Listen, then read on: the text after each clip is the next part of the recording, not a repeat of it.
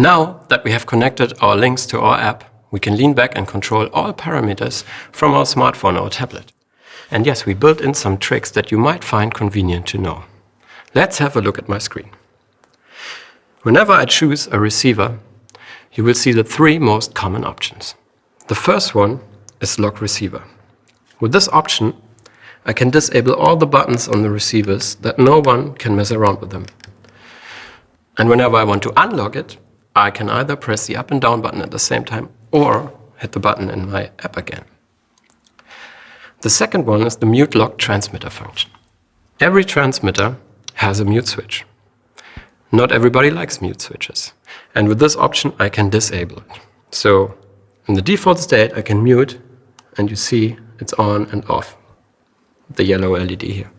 If I toggle this, I can now switch the button and nothing's happening. Audio is coming through all the time. And even better, if someone mutes his transmitter accidentally on stage, I don't have to run on stage, unmute the transmitter, run back to my mixing board or something, like we did for the last 30 years. Now I can just take the app and solve this problem right here. So let me show you. Transmitter is muted, yellow LED, no audio. Now I hit the button on the app, it's unmuted, and I have audio. And the same way I can hand back this mute control to the artist by disabling this in the app again. And now I can mute and unmute again. The third option is the sync transmitter option.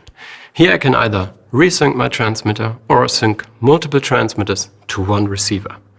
For example, if I want to have a backup transmitter. The only important thing to know here is that you can only have one transmitter switched on at a time. If you have more than one, there won't be audio. Okay? One transmitter at a time.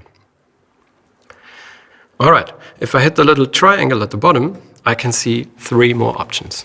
The first one is frequency. Here I can set the frequency manually. This is required for some people who are given certain frequency ranges or frequencies by local authorities that they have to use. They can set it up right here.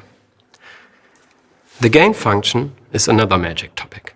Since this is a digital UHF system, we can transmit a vast dynamic range from the transmitter to the receiver.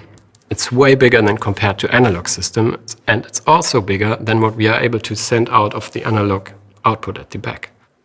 So with this gain function, we are able to choose a section within this vast dynamic range that we want to send out to the speakers or the mixing board, and also boost it at the same time. And this is all done in the receiver.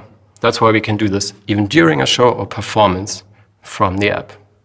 So again, the gain setting is where we choose the section from this dynamic range and boost or cut it at the same time.